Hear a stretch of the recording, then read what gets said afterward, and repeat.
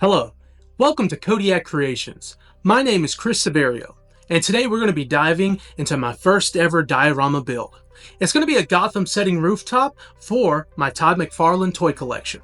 I've always wanted to see these figures in action in a cinematic setting, so I'm putting my skills to the test and I'm going to take you along for the ride.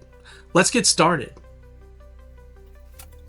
So I'm starting my rooftop diorama build with a sheet of pink XPS foam board, which will form the structure of the building.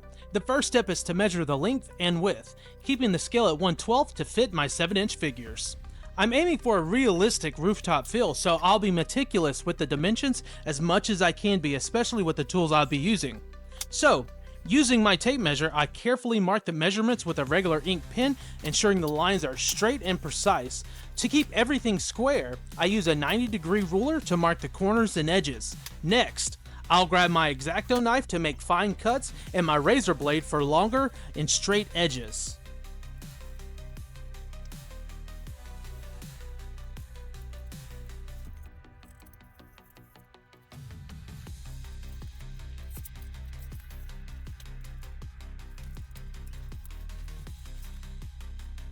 After making my first cuts, I noticed that the edges of the foam aren't as smooth as I'd like. Some areas are a bit jagged and a few spots have uneven angles. I grab my sanding block and get to work carefully smoothing down each side. I use light, even strokes to avoid taking off too much material, keeping the surface consistent and straight. A lesson I learned from my dad is always keep your work area nice and clean. By the way, you can find this XPS pink foam board at your local Home Depot.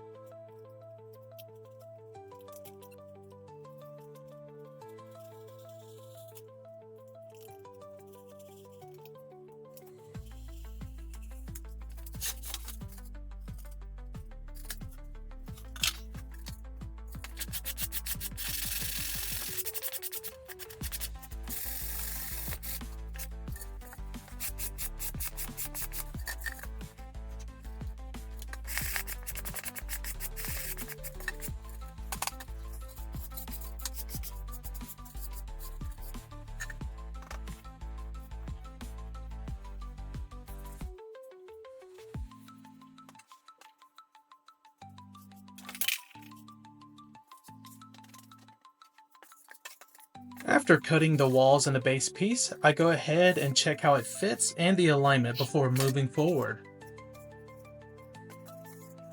All right, next is putting the windows into the walls. We're going to go ahead and take these out and place them down and trace them just with our regular ink pen before we get our X-Acto knife and start cutting the foam. By the way, I got these windows from Hobby Lobby with the brand name Mayberry Street Miniatures. It's a working standard window at 1/12 scale.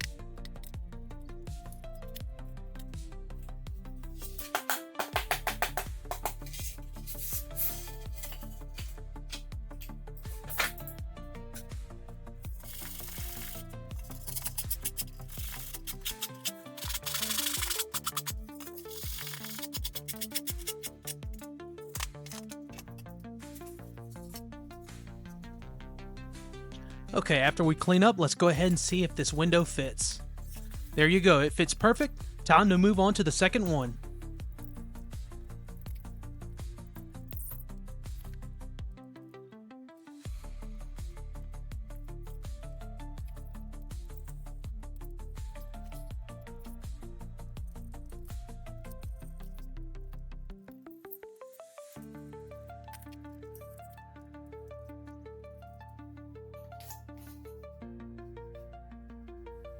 Hold up, wait a minute. It's time for a sip break. That's right, that's my good old zero sugar sweet tea from Milo's with a little bit of lemon juice. Let me talk to you, yeah!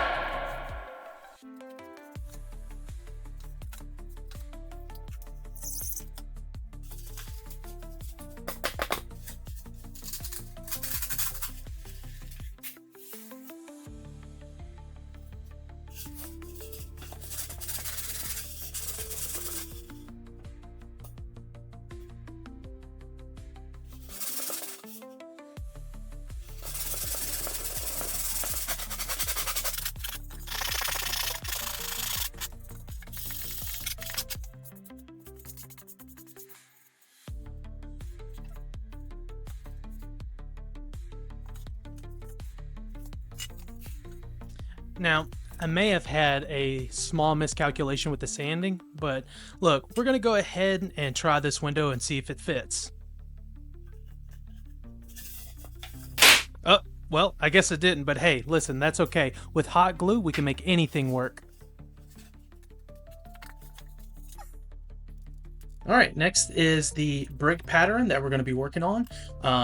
I'm using a measuring tape, a 90-degree ruler, and an ink pen as usual, and we're just going to make lines across the wall, and they're going to be 1 inch thick.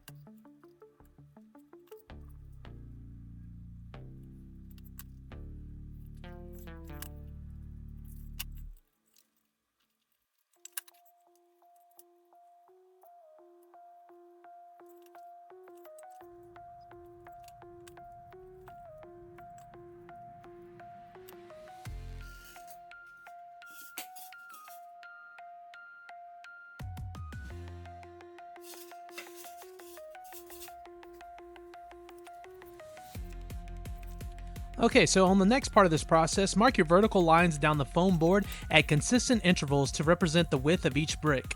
Use a ruler or straight edge to keep the lines parallel and evenly spaced.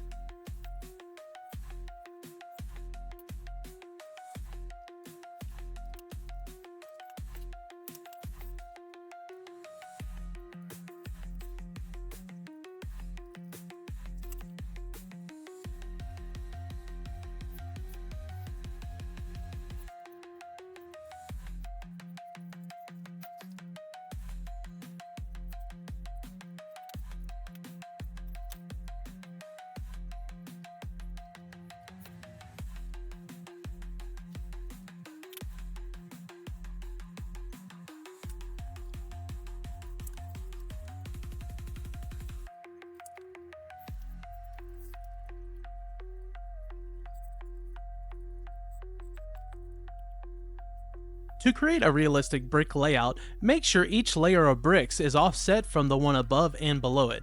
This staggered pattern mimics traditional bricklaying, where each brick in a new row is centered over the gap between two bricks in the row below. Mark your starting point for each row slightly to the left or right to maintain this offset pattern, ensuring a natural and authentic brick wall effect. Also, each brick are 2 inches wide.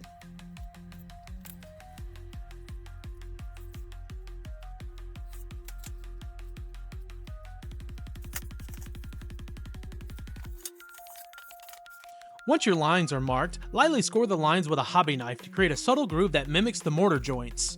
This will give the illusion of separate bricks lined up next to one another, adding texture and realism to your brick pattern.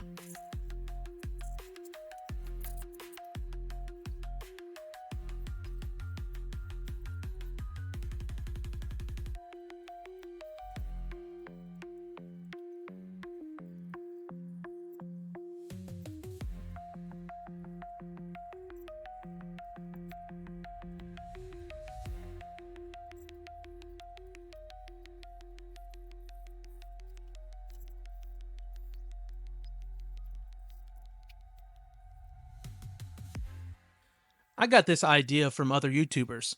So if you want to add realistic texture to your brick pattern, tightly crumple a ball of tinfoil and gently press it against the surface of each foam brick. This will create a rough and uneven texture that mimics the natural imperfections of real brick, giving your diorama an authentic and weathered look.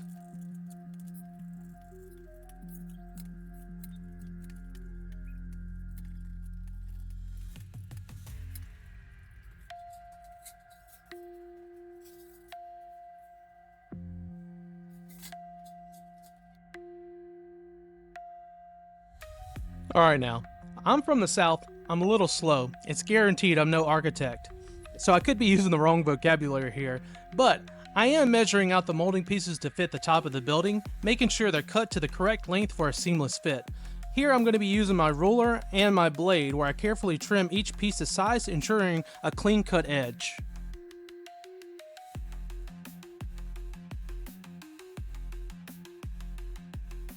It's time for paint. I'm using sky gray to cover the building, giving it a solid, clean base coat that will set the foundation for weathering and detail.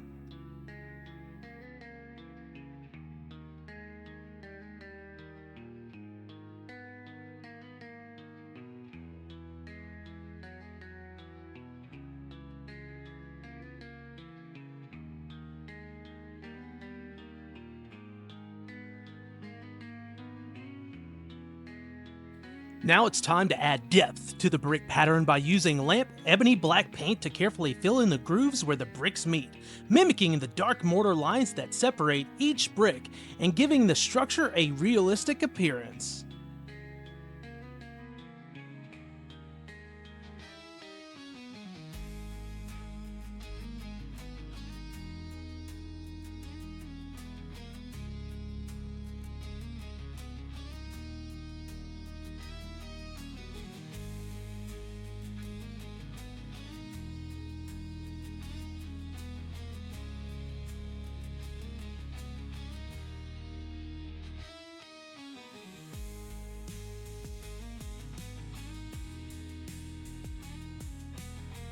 After filling in the mortar lines with black paint, I use a brush to blend the black into the gray base, creating a darker, more weathered tone across the surface. Later, I'll go back with a black tint to deepen the lines even more, enhancing the realistic brick effect.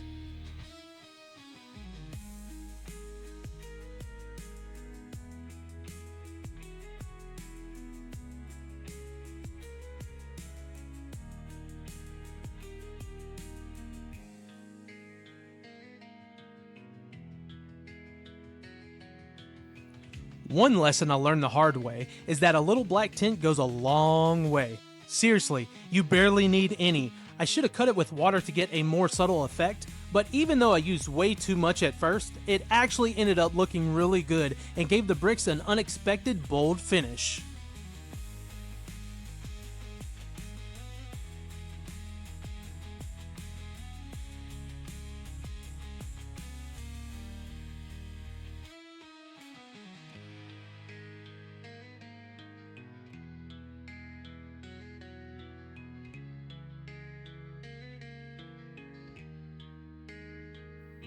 Here I'm just painting the rest of the pieces to make sure everything matches.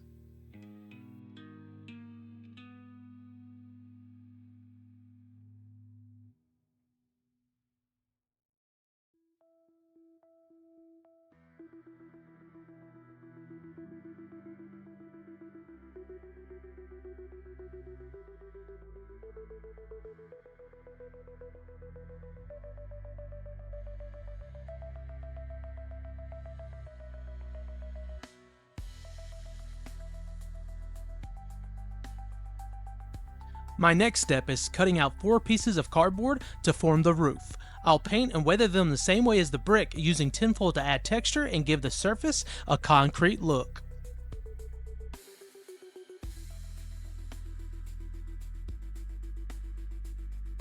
Well, I may have missed filming a few steps here or there, so please forgive me. I sometimes get caught up in what I'm doing that I forgot to hit record. I made a base for the 4 cutout pieces of cardboard to be glued onto, and for some reason, I painted it black. I'm not really sure why I went that route, but honestly, I liked how it turned out in the end.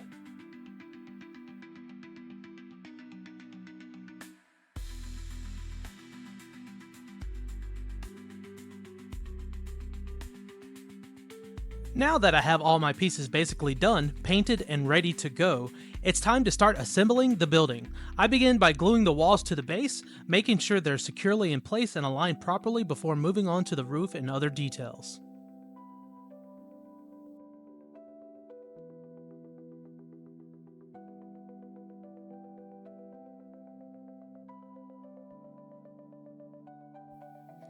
Here I'm gluing in support pieces to hold the roof up in place, creating a solid and sturdy structure that will keep everything secure and balanced.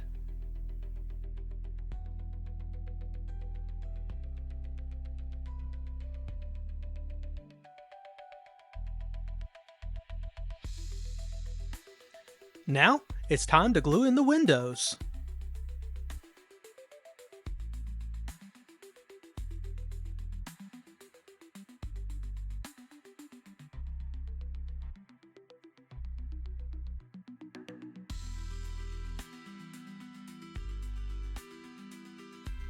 Next is gluing on the moldings and the overhang of the building.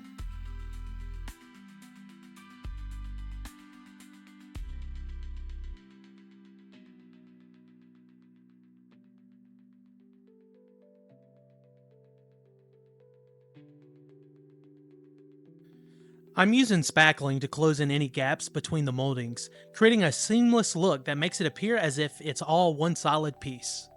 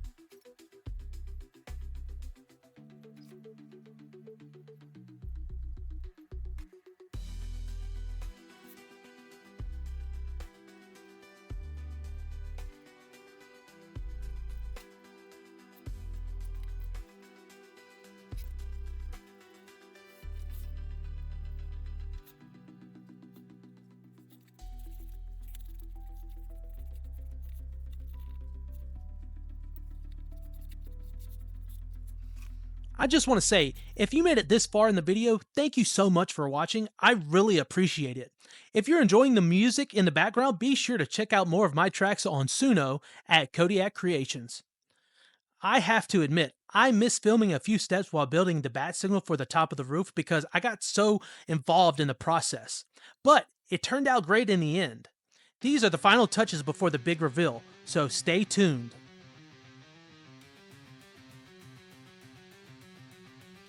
I got this idea from another YouTuber. What I use for my bat signal is just an old pre-workout bottle. I cut a hole in the top of the bottle and place a clear plastic film on the top to create a protective glass effect where the bat symbol will be.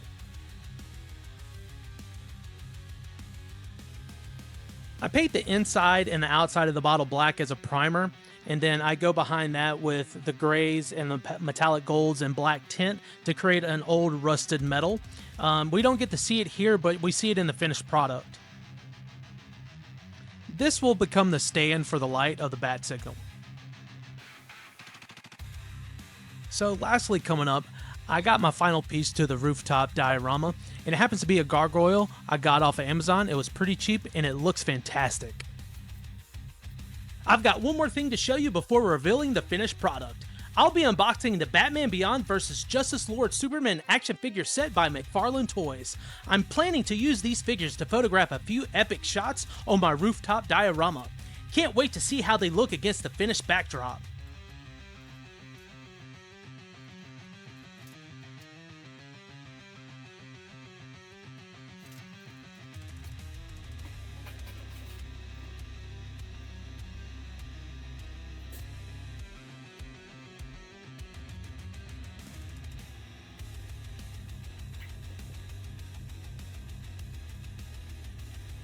Here it is, the big reveal of the rooftop diorama. Check out these shots of the finished product, complete with a bat signal on top and a nice Gotham City backdrop to set the scene. The rooftop itself turned out great, but I have to admit, I ran into some trouble with the reflective background on the poster board of Gotham City. It ended up ruining a lot of my shots, so the next steps, I'll work on creating a better non-reflective backdrop, and honestly, I really need to learn some proper lighting skills, so stay tuned for improvements, more builds, and more epic shots.